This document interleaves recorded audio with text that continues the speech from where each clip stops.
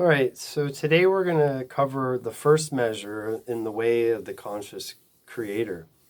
This first measure reads like this: we acknowledge those habit patterns which undermine our purpose. Well, what is the purpose? What is our purpose? A lot of people think they have different purposes. Some people, when you ask them this question, say, hey, what's your purpose? What are you alive in this human body to do? Why are you here?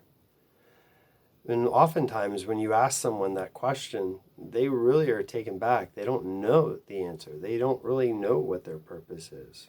Like, what's their fundamental purpose for living on earth? And we've given this some thought. We're not saying that this is everyone's purpose, but if you're entering into this process and this process resonates with you and you agree with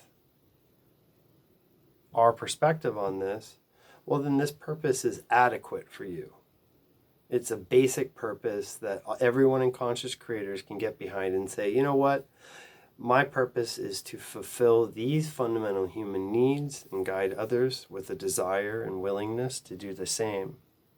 Now, we may want money, status, and power, but those are just wants. We need security, connection, community, intimacy, expression, creativity, sensation, progression, and reflection.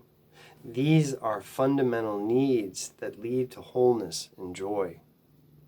And so basically in this first measure, we're acknowledging that we do have a purpose, and our purpose is to nurture these fundamental needs. We don't say our fundamental needs.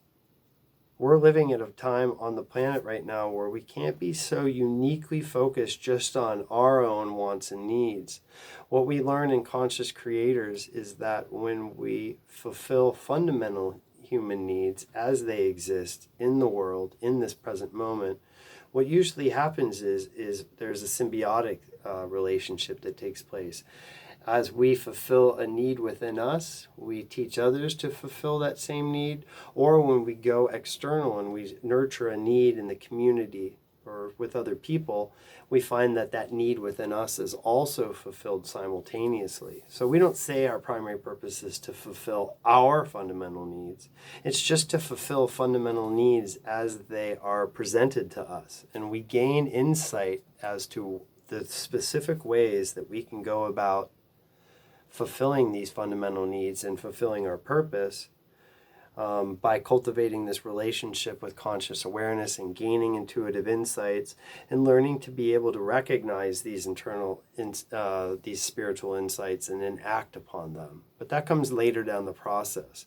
The first thing we need to do is understand the ways in which our mind has been programmed and conditioned to think a certain way, react a certain way, to view the world a certain way, to view ourselves a certain way. There's a fair amount of defragging that needs to go on. If you could look at the mind kind of like a hard drive, we would have to look at the ways in which our hard drive has been corrupted. We have various different viruses that have been installed in our brain, and they're not allowing us to think clearly or see clearly. So the first step in changing any of this, and the first step towards inner wholeness and peace, is to acknowledge these habit patterns that we've created, which undermine our purpose. So I'm just going to continue to read on a little bit. So we cannot fulfill our purpose so long as we live in denial of our true state of mind. This requires that we accept the existence of something previously unrecognized. This act of acknowledgement helps us to step out of denial, which we define as a refusal to admit the reality of something. So for most of us, we have been refusing to admit the reality of something, and that something is that we are the primary creator of our lives. We, either consciously or unconsciously, have participated in every moment of our existence that have added up to where we currently find ourselves.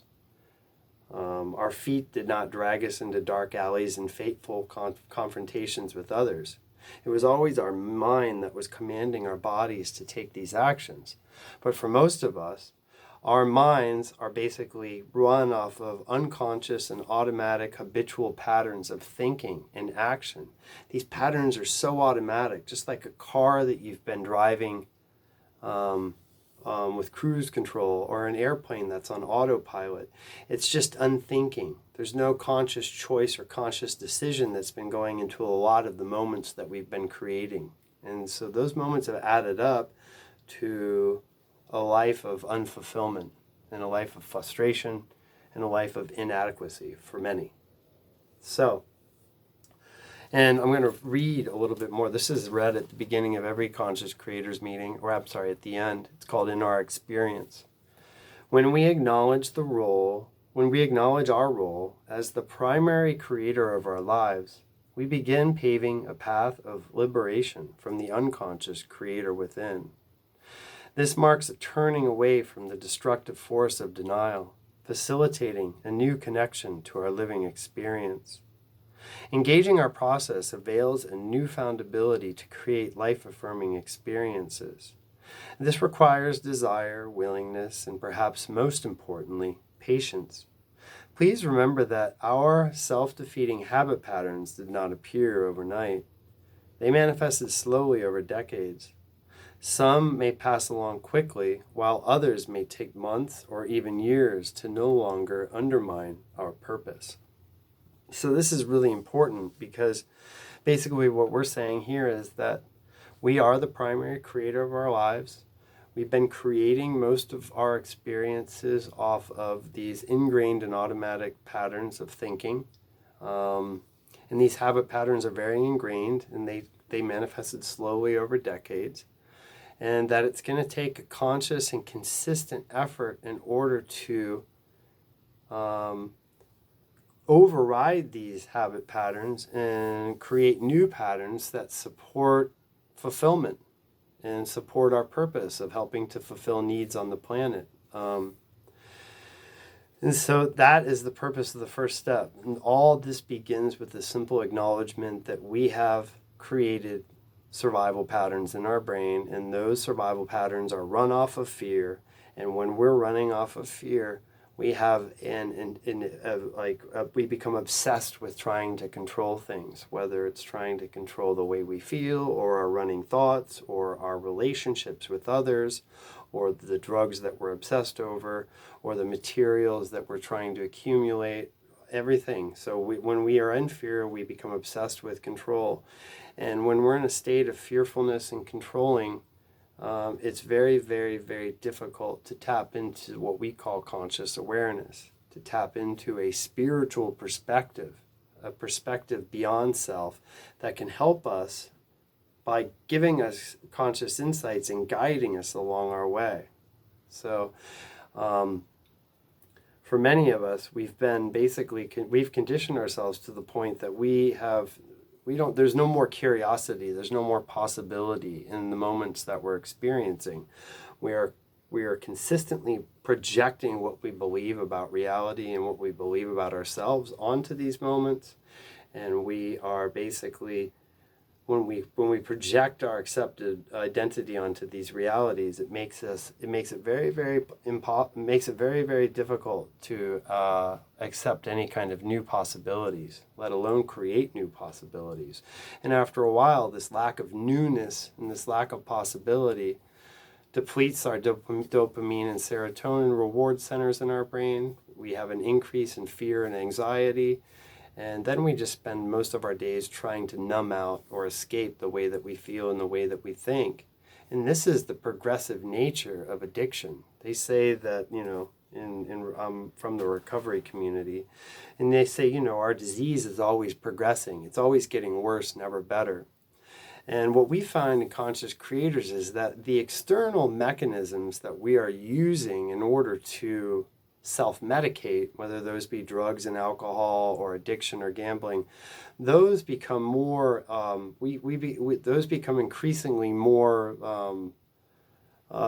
progressive. Like we use them more, or we use more of, like, we progress from alcohol to marijuana to pot to alcohol, or we increase through different types of addictive mechanisms, because we're medicating a progressive mental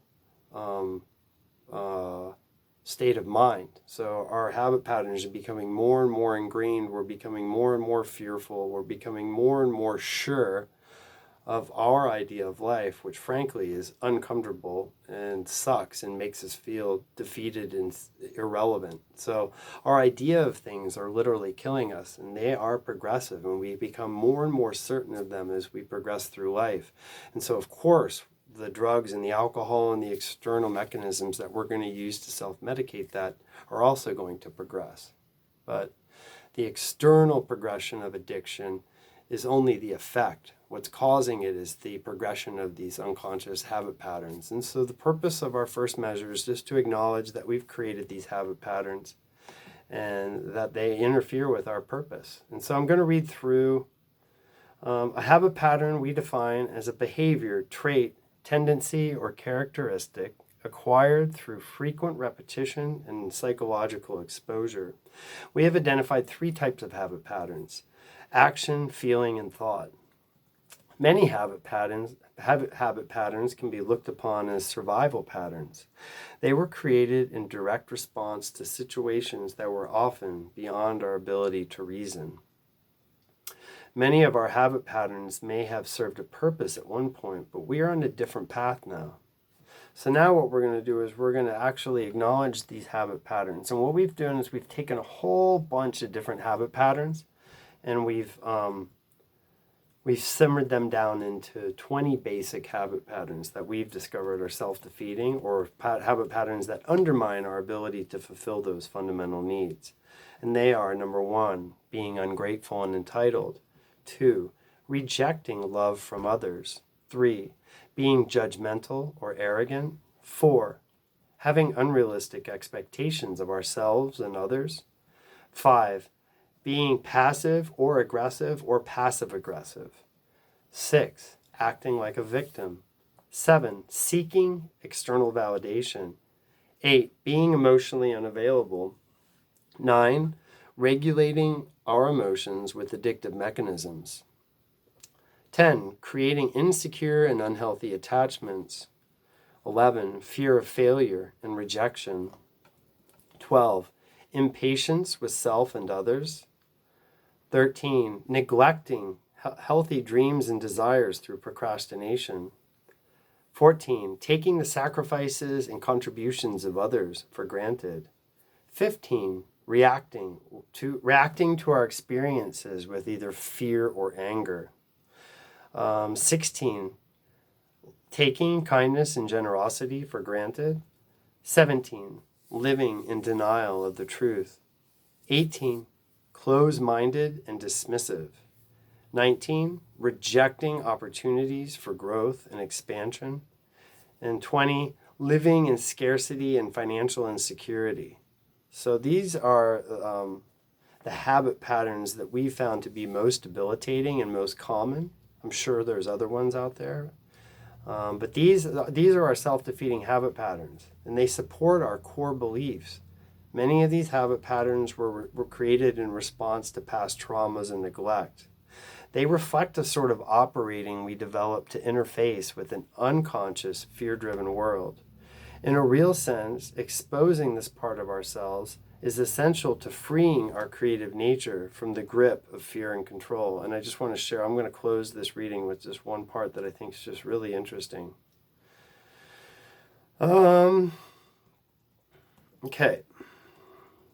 So, it says, our umbilical cord is symbolic of the invisible connection between our soul and the spiritual resource that nurtures it. With a snip of the surgeon's scalpel and a breath of this world's dysfunctional air, we begin to accept insanity as a substitution for truth. We begin neglecting our connection to truth in order to relate with an unconscious world. This creates a growing void of incompletion, leaving us susceptible to the trappings of a material world. So this is what actually happens to us as small children. As we start to interact with this unconscious, fearful world, we turn our backs on our loving nature, and we start to learn how to fear And with fear, then we start to learn how to need to control. So our need to control is born, and our need to control supersedes our need for connection and creativity and expression. That's why throughout the ages, the ruling class has always been really focused on inducing fear, whether it's been Hitler or the war on terror or coronavirus, sensationalizing these events that happened throughout history in order to induce a state of fear. Because once we are in fear, our minds are easily controlled. And when we are in fear, all we can really focus upon is trying to control our external environment. We can't go internal. We can't nurture those needs that are so fundamental. We can't evolve our consciousness and our spirituality. So I think that's it for now. We're going to get into reactive and receptive for the next video. But for now, I think that was a nice little start. If you guys have any questions, feel free to message me here or at addressingthecause@gmail.com. That's addressingthecause@gmail.com. My name's Asher, and I'm with the Conscious Creators over at Creative Collective Alliance in Los Angeles. Thank you and good night.